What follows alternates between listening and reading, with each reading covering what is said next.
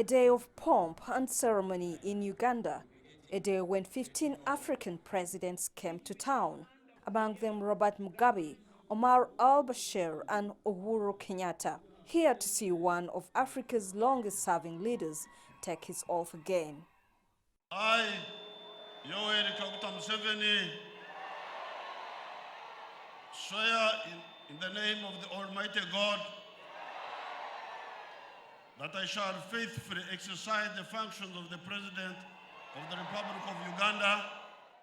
President Museveni has been credited for maintaining peace and stability both in Uganda and in the region. And as he takes on another term, he hopes to tackle poverty and corruption, as well as improve on the health sector.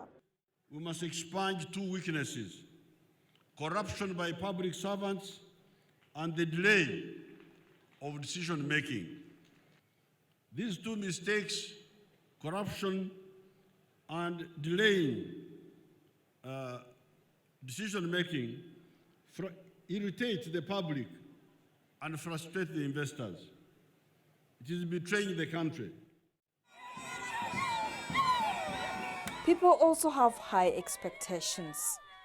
We are expecting him in 5 years to improve on our roads, to improve on the hospitals. Where there is no medicine, I'm sure he's going to work on it. We are expecting him to improve on our education. I really want Museveni to take care of us, the elderly, because his messages do not reach us. When we get sick, there's no drugs in hospital.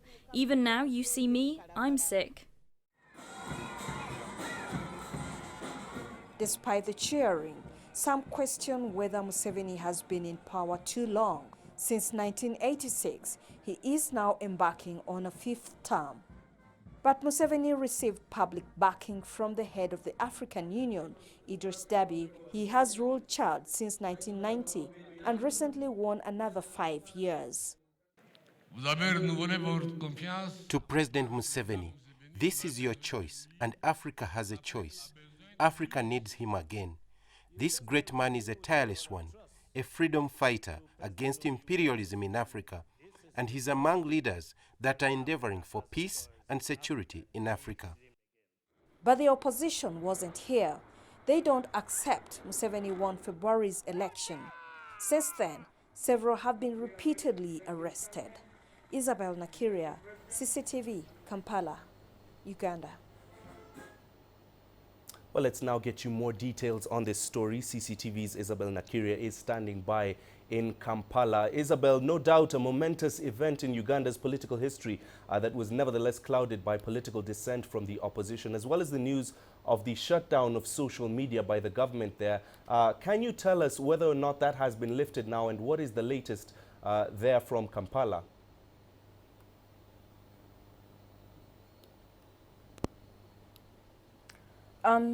Social media is now back on air. It was about 24 hours. It came back on at about 6 o'clock in this evening. That was 24 hours lag, and just a bit of excitement from many of the tweets. And probably I'll just take you back and read some of the messages that people were posting when there was a social media blackout, or when they realized that social media was shut down. Somebody said, that's how the NRM government, the National Resistance Movement government, is violating human rights.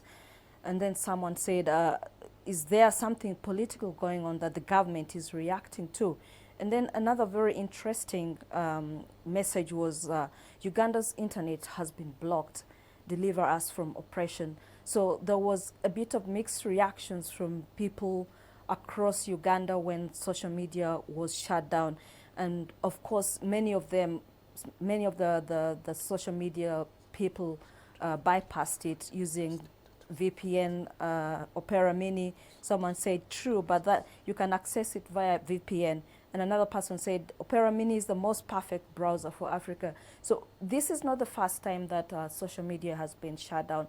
The last time it was shut down was during the election in February, and it was a bit quite longer than it is now. This time it was just a short time, and the reason that the government gives is is for security concerns. They think that people are misusing social media. They think that social media is spreading some bit of political propaganda, and that's why social media was cut out this time again. But it's now back on. Now, Isabel, obviously we do know that up to 15 African heads of state attended that ceremony, one of them being Sudan's Omar Hassan al-Bashir, who appears to have stirred some controversy with calls for his arrest in line with an ICC warrant. Was there ever a risk of that happening, and what are the authorities there saying?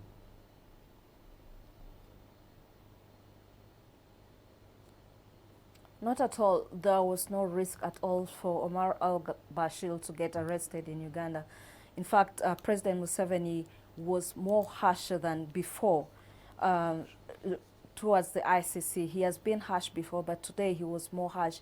He said the ICC is a batch of useless people, and he cannot arrest his guests.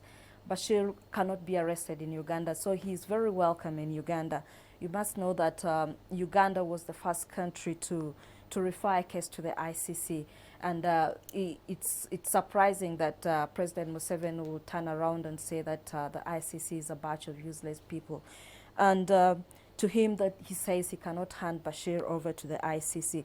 The question here is why should Uganda refer a case, and being the first country, Dominic Ongwen, you must know, he's undergoing trial at the ICC, and people have been on social media saying, how comes Dominic Ongwen is being tried by the ICC? But President Museveni has in the past said the LRA were a group of a terrorist group that went beyond the borders of Uganda. They went into South Sudan, they went into the DRC, they went up to the Central African Republic. So the problem of the LRA was beyond Uganda. It was an international problem, and that's why they referred this case to the ICC. But he says that Africa can deal with its own problems. Isabel, thank you very much for speaking to us on Africa Live. That was CCTV's Isabel Nakiria speaking to us from Kampala, Uganda, after Yoweri Museveni was sworn in as president of the nation for his 5th term today.